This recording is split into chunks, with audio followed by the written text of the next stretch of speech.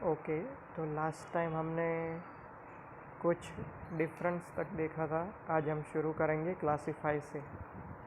Okay, तो ये सारे क्लासीफाई में आपको नाम दिए हैं, उसमें से आपको बताना है कौन से बैक्टीरिया में आते हैं, कौन से फंगीज में आते हैं, कौन से अलगी में आते हैं और कौन से प्रोटोजोआ से। ओके, तो बैक्टीरिया में कौन कौन सी चीज़ें हैं? लैक्टोब्लिसिस, राइजोबियम, नोस्टॉक, फिर पिस्यूडोमोनास। ये सारी चीज़ें किस में आती है? बैक्टीरिया में आती है। फंगी, फंगी में कौन सी चीज़ें आती है? तो पेनिसिलियम, यीस्ट, म्यूकर, ये सारी चीज़ें किस में आती है? फंगस में। अलगी में स्पाइरोगायरा ने एनेबियाना। ओके, तो ये अलगी में आती है। इसमें से जो भी आपको नाम पता ना चले वो पहले आप अपने आप खुद से सर्च करना। फिर भी आपको पता ना चले तो बाद में मुझे पूछना, मैं बताऊंगा, लेकिन ये आपका वर्क है। ओके, तो आपको इसमें से नाम सर्च करना है और उसके बारे में इंफॉर्मेशन कलेक्ट करनी है। ओके, प्रोटोजोआ, तो पैरामीशियम, अमीबा, प्लाज्मोडियम, इसके बारे में तो हम सब जानते हैं। वैसे ही ये कुछ डिसीज़ के नाम लिखे हैं, तो आपको बताना है कौन सा बैक्टीरियल से डिसीज़ के होता है। तो बैक्टीरिया से cholera, typhoid, tuberculosis, scabies, scabies એટલે ખંજવાળાવી, खुजली। फिर वायरल डिसीज़ में जॉन्डिस, कमड़ो, जॉन्डिस यानी कि कमड़ो, पोलियो, इन्फ्लुएंजा, चिकन पॉक्स, इसके बारे में तो सबको पता है। प्रोटोजोआ को डाइसेंट्री, मलेरिया। फिर फंगल डिसीज़ यानी कि एक्जामा, एक्जामा यानी कि ખંજવાળાવી, ખરજવું કહીએ ને, ખરજવું, ફૂગ, પરસેવાના કારણે ખંજવાળ આવે છે ને તમને, फंगल डिसीज़। ओके, तो प्रोटोजोआ के बारे में बताइए क्या है? मलेरिया काउजिंग है। प्रोटोजोआ क्या है? Malaria causing. राइजोबियम क्या है? Nitrogen fixer.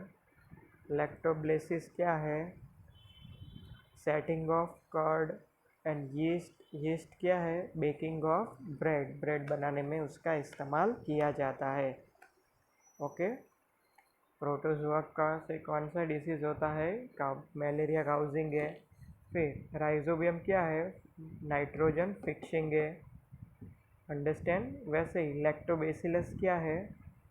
तो सेटिंग ऑफ कर्ड। यीस्ट किसके बारे में? Baking of bread. Understand?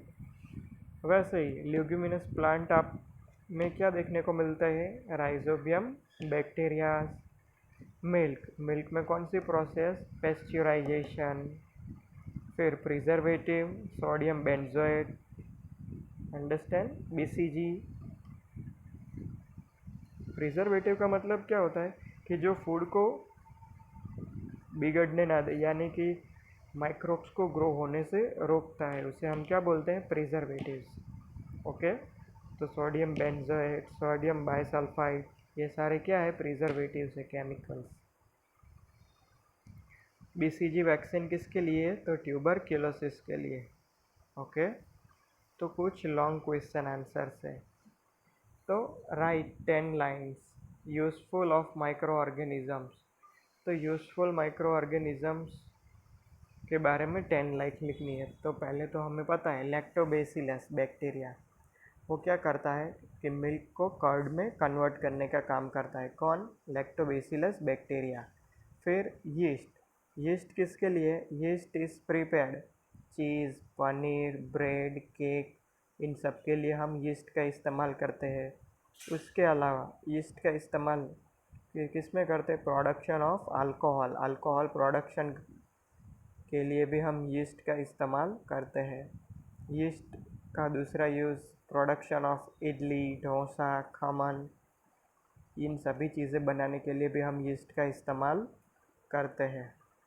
Okay, फिर फंगी, फंगी क्या है?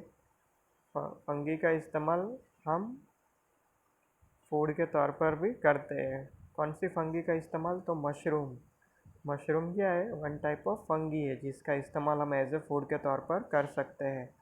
फिर पेनिसिलिन, पेनिसिलिन एंटीबायोटिक्स किस में से बनती है? पेनिसिलियम फंगी में से।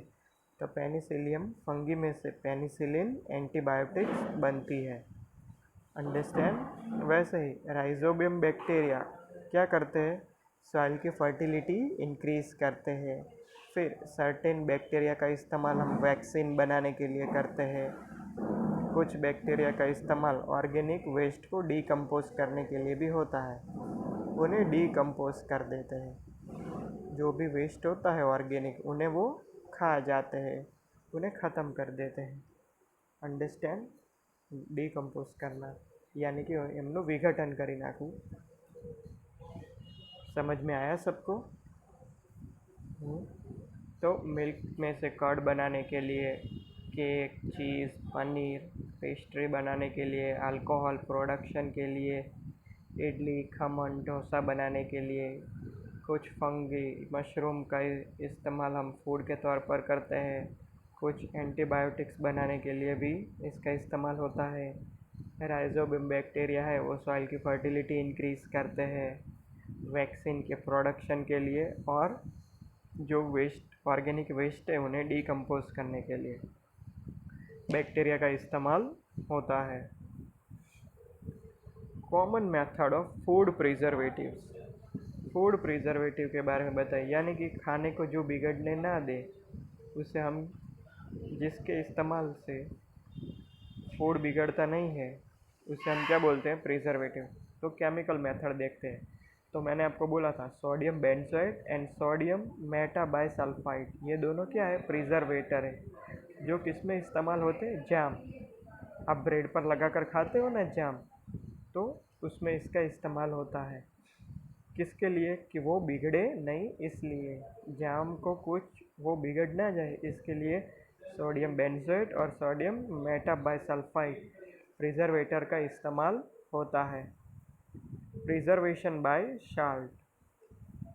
प्रिजर्वेशन बाय साल्ट, तो साल्ट का यूज किस पर किया जाता है, किसको प्रिजर्व करने के लिए, तो आंवला है, कच्चे मैंगोज़ है, टैमरिन है, इमली है, तो इन सबको प्रिजर्व यानी कि वो बिगड़े नहीं, इसके लिए हम उसके ऊपर क्या डालते हैं, सॉल्ट डालते हैं।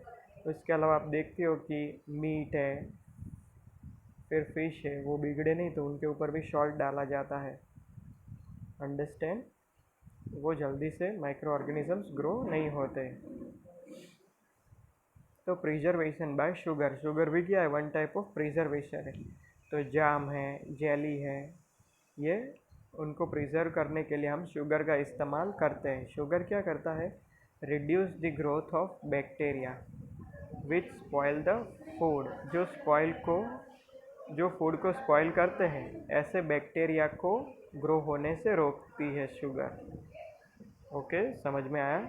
फिर ऑयल और विनेगर का इस्तेमाल, तो ऑयल और विनेगर किसके प्रिजर्व के लिए हम इस्तेमाल करते हैं, तो पिकल्स को प्रिजर्व करने के लिए हम ऑयल और विनेगर का इस्तेमाल करते हैं। वैसे ही हीट और कोल्ड के लिए, तो मिल्क इज़ बॉइल्ड, मिल्क को बॉयल करते हैं, and then keep in refrigerator, फिर हम उसे रेफ्रिजरेटर में रखते हैं। तो क्या होता है कि लो टेम्परेचर इनहैबिट है किसकी, ग्रोथ ऑफ माइक्रोब्स की। लो टेम्परेचर में माइक्रोब्स ग्रो नहीं होते, इसलिए हम जो भी फूड बचता है या जो भी चीज़ होती है वो हम फ्रिज में रखते हैं ना। तो क्यों फ्रिज में रखते हैं, कि खाना बिगड़े नहीं, इसलिए। अंडरस्टैंड। माइक्रोब्स जो होते हैं वो लो टेम्परेचर में ग्रो नहीं होते। समझ में आया। तो ये सारे प्रिजर्वेटिव के नाम से, प्रिजर्वेटर के बारे में, तो ये भी आप पढ़ोगे तो आप अच्छे से समझ जाओगे ये सारी चीज़ें। ओके, तो ये क्वेश्चन आंसर्स है, फिर ये सारी चीज़ें, मैचेस, क्लासीफाइज, ये सारी चीज़ें आपको अच्छी तरह से पढ़कर समझकर अपनी वर्कबुक की कॉपी में लिख लेना अच्छे से। Okay, bye, take care all of you.